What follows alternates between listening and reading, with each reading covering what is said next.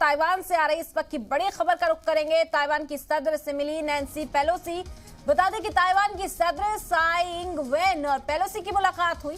Taiwan के दौरे पर है अमेरिकी स्पीकर नैन्सी पेलोसी और इस दौरे पर पहुंचते ही शानदार इस्तकबाल उनका किया गया। और इस वक्त की अहम खबर आप तक पहुंचा रहे हैं कि ताइवान की सदर से मिली है नैन्सी पेलोसी। मुलाकात की तस्वीरें आप देख सकते हैं। साई इंग वेन से पेलोसी की मुलाकात। ताइवान के दौरे पर है अमेरिकी स्पीकर नैन्सी पेलोसी। चीन साफ तौर पर मुखालफत इस दौरे की कर रहा है। इंतबाह जारी किया गया था कि अगर नैन्सी पेलोसी ताइवान पहुंचती है तो फिर मोर्चा खोल दिया जाएगा और कल से ही जंगी मशक चीन सरहद के पास करता हुआ नजर आ रहा है।